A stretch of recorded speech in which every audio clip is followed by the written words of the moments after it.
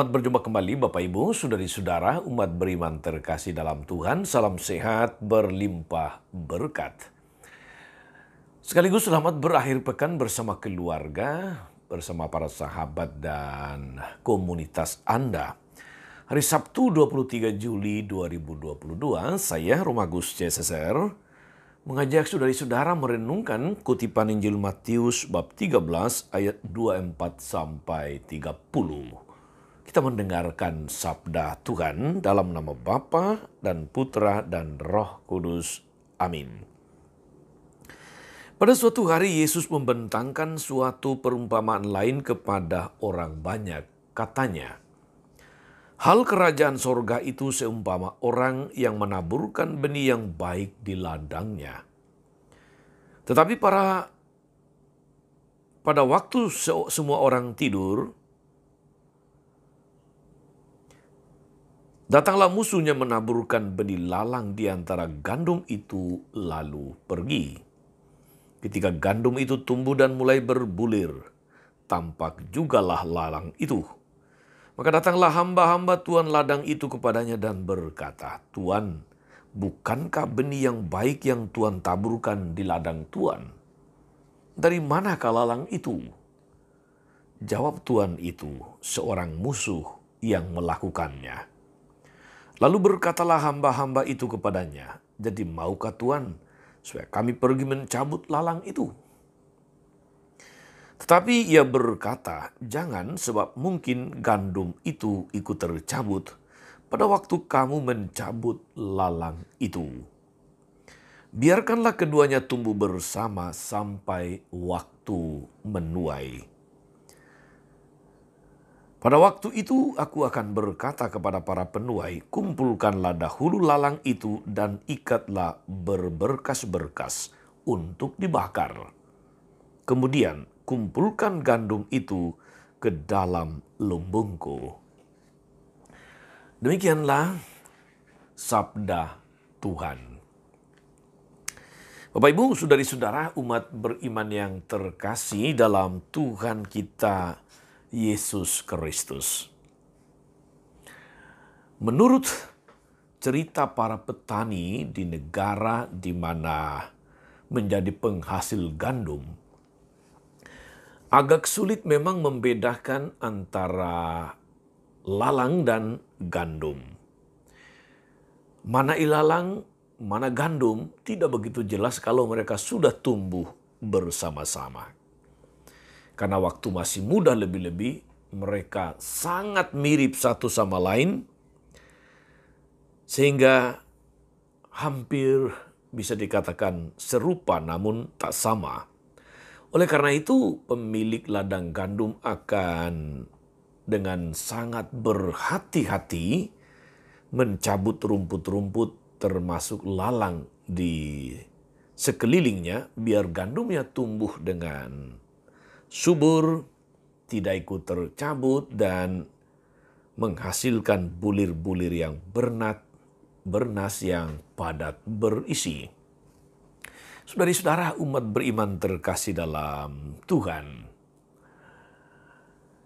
Kalau kita mendengarkan perikop tentang lalang di antara gandum ini yang disampaikan Yesus, rupa-rupanya sikap Yesus agak berbeda dengan sikap dari petani gandum pada masa itu. Yesus justru menyarankan agar gandum dan ilalang dibiarkan bertumbuh bersama sampai musim panen tiba, baru dipisahkan. Kita dengar tadi Yesus mengatakan demikian.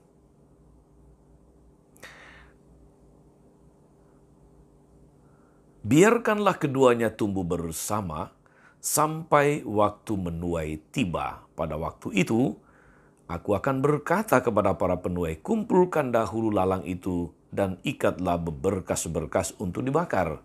Kemudian kumpulkan gandum ke dalam lumbungku. Saudari-saudara, Tuhan Yesus mengatakan jangan mencabut, biarkanlah mereka bertumbuh bersama. Ilalangnya jangan dicabut sebab nanti gandumnya bisa ikut tercabut.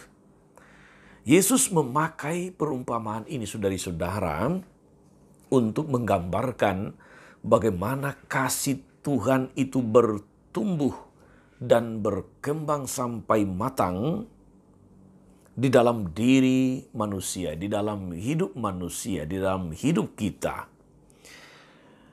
Dia juga membiarkan kebaikan dan kejahatan bertumbuh bersama.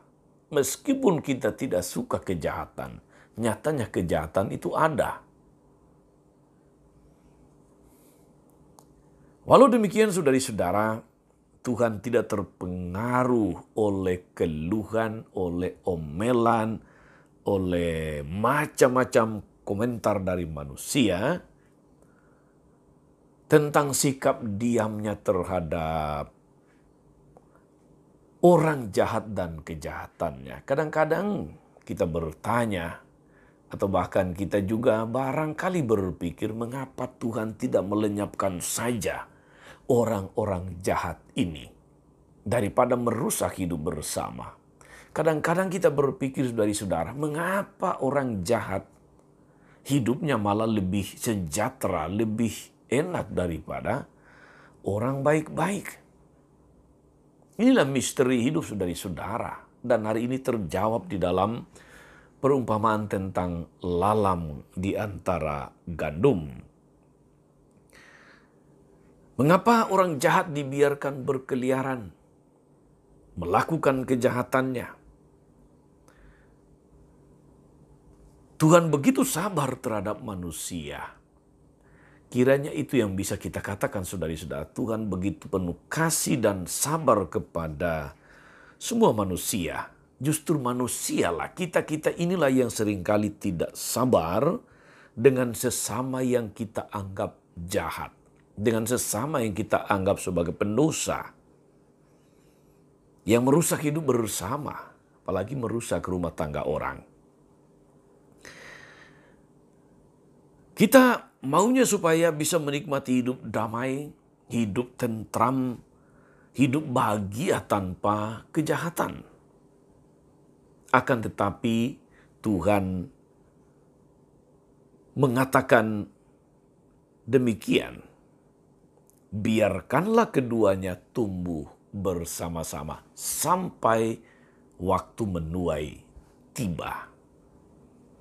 Disinilah letak keunikan perumpamaan tentang gandum dan ilalang, yaitu bahwa orang baik dan orang jahat dibiarkan, atau lebih tepat diberi kesempatan oleh Tuhan tanpa membeda-bedakan.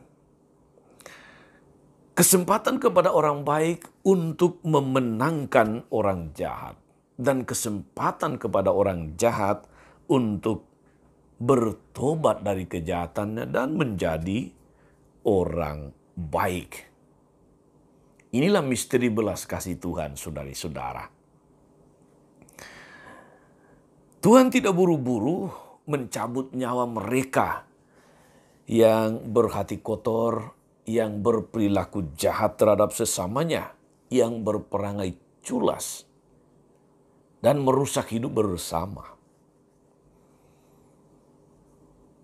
Yang menjadi tugas kita, saudari-saudara, sebagai orang beriman, sebagai pengikut Kristus, adalah justru memupuk kebaikan di dalam diri kita, di dalam keluarga kita, di dalam komunitas kita, dan mempengaruhi orang lain melalui kesaksian hidup yang baik tadi untuk menjadi baik atau menjadi lebih baik, menjadi hidup lebih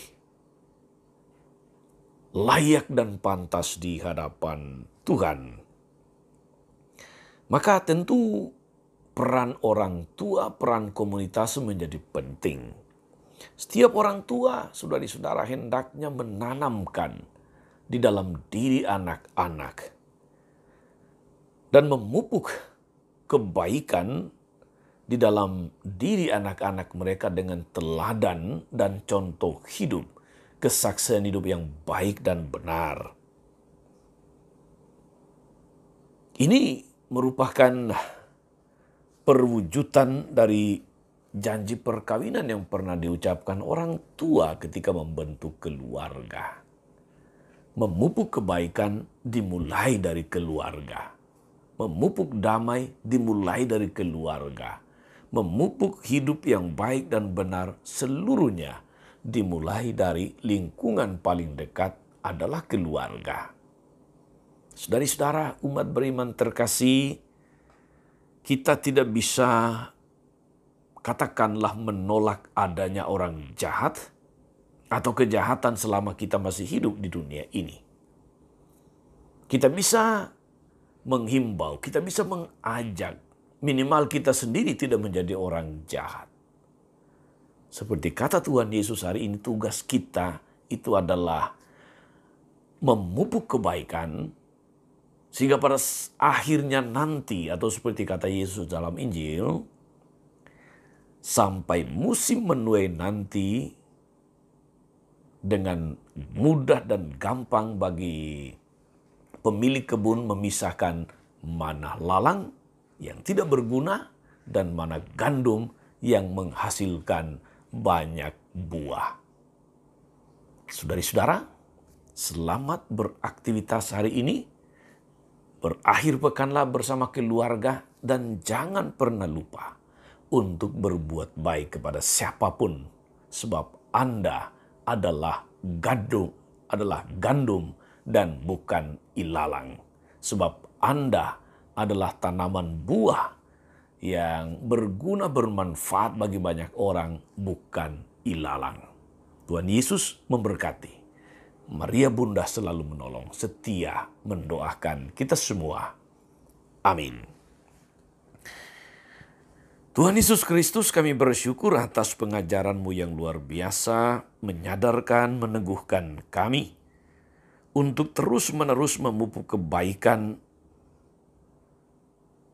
mulai dari diri kami sendiri, mulai dari keluarga kami. Jadikanlah kami tanaman gandum yang kuat di tengah-tengah himpitan ilalang, agar kami tetap menampakkan jati diri kami sebagai pengikut-Mu, melalui buah-buah kebaikan yang berasal yang kami hasilkan.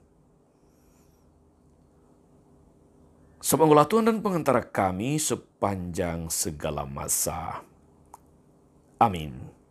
Saudari-saudara sekalian, berkat Allah turun atas saudari-saudara, atas mereka yang kita doakan atau kita janjikan doa mereka yang sakit dan menderita. Segala rencana, karya, dan pelayanan hari ini, Bapa dan Putra dan Roh Kudus. Amin. Tetap sehat, tetap semangat, tetap menjadi berkat. Jangan lupa like, subscribe, nyalakan lonceng notifikasinya. Salam 52, Tuhan memberkati.